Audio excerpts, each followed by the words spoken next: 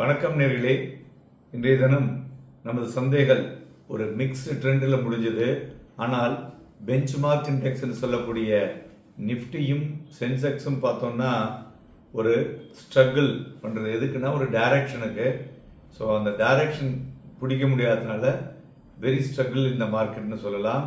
But broader market பார்க்கும் பொழுது ஒரு இன்னைக்கு சப்ஸ்டான்ஷியல் லாஸஸ் இருந்தது. நிஃப்டி 38 புள்ளிகள் குறைந்து 22,509.55 முடிவடைந்தது. ஆனால் வெயிட்டட் ஆவரேஜ் பார்த்தோம்னா இந்த புள்ளி நான் இப்போ சொல்கிறேன் இல்லையா, கரெக்டாக அந்த 3:29க்கு ஒரு ஃப்ரீக் அவுட் டீல் நடந்திருக்கு. ஸோ அதனால் அதை அந்த ஃப்ரீக் அவுட் டீலை விட்டுட்டு எடுத்தோன்னா இண்டெக்ஸ் பார்த்தீங்கன்னா ஒரு மைனர் லோ, கிட்டத்தட்ட ஒரு 2 புள்ளிகள் தான் குறைந்து 22,545 முடிவடைந்திருக்கிறது. ஸோ இது இன்னைக்கு இது ஒரு கன்ஃபியூஷன் இருக்கு. ஓகேங்களா. தென் சென்செக்ஸ் பார்த்தோம்னா அதேமாரி ஈச்ட் அப் பை 0.01%, 74,612 முடிவடைந்திருக்கிறது. Advances 470, declines 1986. தென் பெஞ்ச்மார்க் இண்டைசஸில் ப்ராடர் மார்க்கெட் பார்க்கும்பொழுது மிட் கேப் ஒரு கிட்டத்தட்ட 150 புள்ளிகள் குறைந்திருக்கிறது. அதுபோல் ஸ்மால் கேப் பார்த்தோம்னா 1.67% விழுந்து 14,200 முடிவடைந்திருக்கிறது. மார்க்கெட் வாலட்டிலிட்டி இன்னைக்கும் டிக்ரீஸ் ஆகிருக்கு பாருங்க. மார்க்கெட் வாலட்டிலிட்டி 2.97%, 13.3 இருக்கு.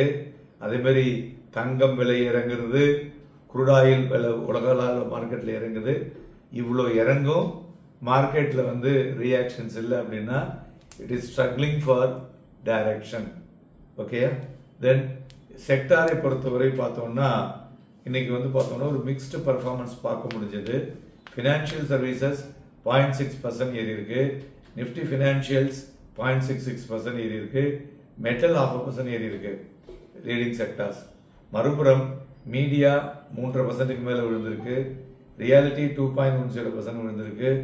தென் நிஃப்டி ஆட்டோ கண்டினியூஸாக இன்றைக்கி விழுந்திருக்கு 1.51%. இண்டிவிஜுவல் ஸ்டாக்ஸை பொறுத்தவரை பார்த்தோம்னா ஸ்ரீராம் ஃபைனான்ஸ், பஜாஜ் ஃபைனான்ஸ் இன்னைக்கு 52 வீக் ஹை பார்த்துங்க. Sun Pharma, Hindalco, JSW steel, Nestle, IndusInd bank, Tata steel, Wipro. மெயினாக என்பிஎஃப்சிஸ்லாம் ஏன் சார் இன்னைக்கு ஏற காரணம் அப்படின்னு பார்த்தீங்கன்னா என்பிஎஃப்சிஸ் அண்ட் மைக்ரோ ஃபைனான்ஸ் இது ரெண்டும் இன்னைக்கு கிட்டத்தட்ட 17% அதிகரித்திருக்கிறது. காரணம் என்னவென்று பார்த்தோமே ஆனால் ரிசர்வ் பேங்க் ஆஃப் இந்தியா அவங்களுடைய ரிஸ்கை குறைத்திருக்காங்க.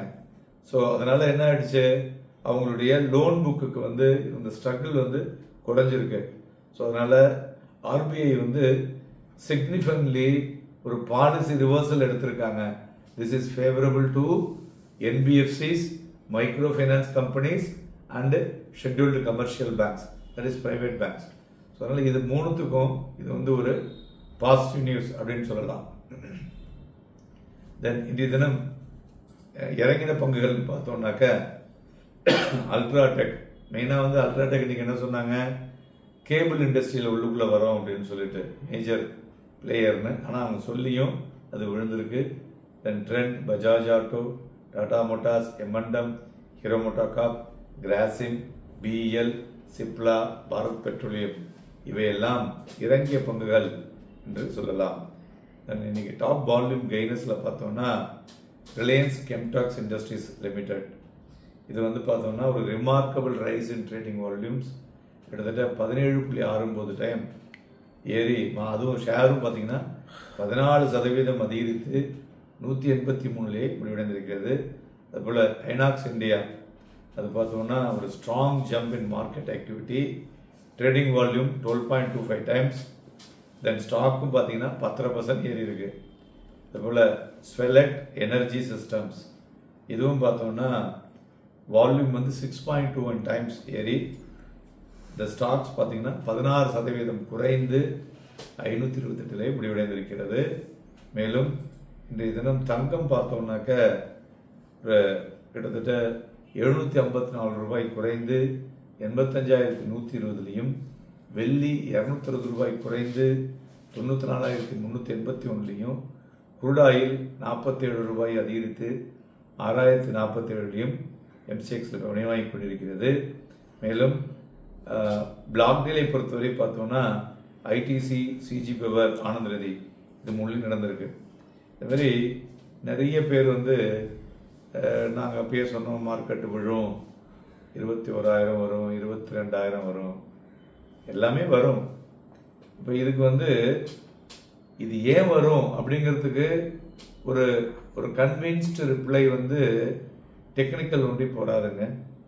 மெயினாக பார்த்தீங்கன்னா ஏன் மார்க்கெட் விழுந்தது இப்போ அப்படின்னு பார்த்தீங்கன்னாக்க லிக்விடிட்டி கிரன்ச். இன்னைக்கு பாருங்க RBI வந்து ஒரு ஸ்மால் பாலிசி ரிவர்ஸில் NBFCs 17% ஏறி இருக்கு. ஸ்ரீராம் ஃபைனான்ஸ் 500 ரூபா இருந்தது, இன்னைக்கு 600 ரூபா, 100 ரூபாய் ஏறி இருக்கு, 20%. ஸோ இதெல்லாம் என்ன காரணம் அப்படின்னு கேட்டிங்கன்னா இதுதான் என்னன்னு சொல்லுவோம்னாக்க லிக்விடிட்டி கிரன்ச்சு. ஒரு வருஷம் முன்னாடி அப்படியே எடுத்துக்கலாம். டிப்பிக்கலாக நம்மளுடைய மார்க்கெட்டில் பார்த்தீங்கன்னாக்க நியூஸ் எல்லாம் பேடாக வந்துட்டு இருக்கும், எக்கானமிலையும் அழுத்தம் இருந்தது. அப்போ வந்து மார்க்கெட் இறங்கலை. காரணம் லிக்விடிட்டி வந்து சர்ப்ளஸாக இருந்தது. இப்போ என்ன ஆச்சு, மார்க்கெட்டில் வந்து நியூஸ் வந்து ஒரு மாதிரி பேடாக இருக்கு, அதே சமயத்தில் எக்கானமி ரீபவுண்ட் ஆயிருக்கு, லிக்விடிட்டி இல்லை. ஸோ அதனால லிக்விடிட்டி இல்லாததுனால என்ன ஆகுது, ஸோ ஈவென்ட் பேஸ்ட் ஆக்டிவிட்டியில் மார்க்கெட் இறங்குறது ஒரு டைரக்ஷனுக்கு வந்து தவிச்சு கொண்டிருக்குன்னு சொல்லலாம். ஸோ அதனால அது 21,000 வரலாம், வராமையும் போகலாம். ஏன்னா இதுதான் வந்து முக்கியமான ரீசன். அதனால நம்ம எப்பொழுதுமே என்ன இன்புட் இருக்கோ அதுக்கு தகுந்த மாதிரி உங்களுக்கு வந்து சொல்றேன். நீங்க அதை வச்சுக்கிட்டு you can use the stop loss and try to do buy and sell. அப்படி இல்லைன்னா செல் அண்ட் பை பண்ணிக்கலாம். Okay. So then when you go to the இன்னைக்கு வந்து பார்த்தோம்னா பிளாக் டீல் வந்து ITC, CG Power, Anand Rathi, அது போல எஃப்என்டோவில் பார்த்தோம்னா வால்யூம் வந்து எபோவ் வால்யூம் நடந்திருக்கு. அது மாதிரி பேங்க் நிஃப்டிலையும் பெட்டர் வால்யூம் நடந்திருக்கு. ஆக்சுவலாக இன்னைக்கு பேங்க் நிஃப்டி நல்லாவே ஏறினது, க்ளோசிங்கில் அந்த ஏற்றத்தை தக்க வச்சுக்க முடியல, எல்லாத்தையும் கொடுத்துருது. ஜஸ்ட் ஒரு மைனர் ப்ராஃபிட் தான் முடிவடைந்ததுன்னு சொல்லலாம். மேலும் இன்றைய தினம் ஓப்பனிங் பார்த்தோம்னா 22,568 பாசிட்டிவாக ஓப்பன் ஆச்சு, ஸ்லைட்லி பாசிட்டிவ். தென் அதை தக்க வச்சுக்க முடியல, ஒரு இறங்கினது. கிட்டத்தட்ட ஒரு 10:30 மணிக்கு வந்து ஒரு இறக்கம் 22,528 அப்படிங்கிற ஒரு புள்ளிகளை வந்தது.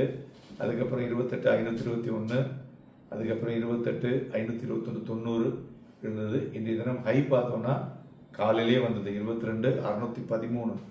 ஸோ இன்றைய தினம் ஹைக்குள்ளோக்கும் பார்த்தோம்னா ஒரு 105 புள்ளிகள். ஆனால் இந்த 28,508ங்கிறது ஒரு ஃப்ரீக் ரேட் இருக்குது. ஸோ அது அந்த ஏன்னா எல்லாமே இப்போ ஆர்டிஃபிஷியல் இன்டெலிஜென்ஸ் வந்து மார்க்கெட்டில் நிறைய வேலை செய்யறதில்ல.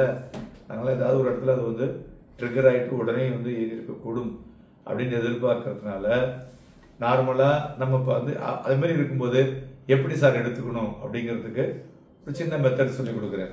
ஸோ 22,508.40 லோ வந்துருக்குங்களா. இந்த வெயிட்டட் ஆவரேஜ் வந்து 22,545. ஸோ 545 + 508, ஸோ 1053 டிவைடட் பை 2 போடுங்க. அதுதான் வந்து நீங்கள் ஒரு ரியல் ரேட்டாக வச்சுட்டு அதுக்கு மேலே வந்து அந்த மூமெண்ட் மேலேயும் கீழே இருக்கும்போது அதுக்கு தகுந்த மாதிரியான ரியாக்ஷன்ஸை நாளைக்கு சந்தைகளில் வந்து நீங்கள் எடுத்துக்கொள்ளலாம். ஸோ இதெல்லாம் வந்து சில இடத்துல வந்து ஏன்னா நம்ம எவ்வளோதான் டெக்னாலஜியை நம்பினாலும் நம்மளுடைய ஓன் பிரெயின் தான் ஆர்டிஃபிஷியல் இன்டெலிஜென்ஸை சீராக எடுத்து செல்ல முடியும். அதற்கு தகுந்தபோல் உங்களுடைய ஆட்டத்தை ஏற்றமா இறக்கமா வாங்கணுமா விற்கணுமா அப்படிங்கிறத எடுத்துக்கொள்ள முடியும். நாளைய தினம் இன்றைய தினம் எஃப்என்டோ க்ளோசிங் பார்த்தீங்கன்னாக்க ஒரு அழுத்தத்துடன் முடிவடைந்திருக்கிறது. சொன்னால் நாளைய தினம் அதாவது மார்ச் 1ஆம் தேதி மார்ச் மாதத்துக்கு முன்னான எஃப்என்டோ கான்ட்ராக்ட் ஒரு பெட்டர் ஓப்பனிங் ஆகக்கூடிய வாய்ப்புகளும் தெரிகிறது. அதனால் நாளைக்கு வந்து சந்தைகளில் வாங்கி விற்பதற்கு பை அண்ட் செல் ஏதுவாக இருக்கக்கூடும் என்று எதிர்பார்க்கலாம். Happy and financial trading.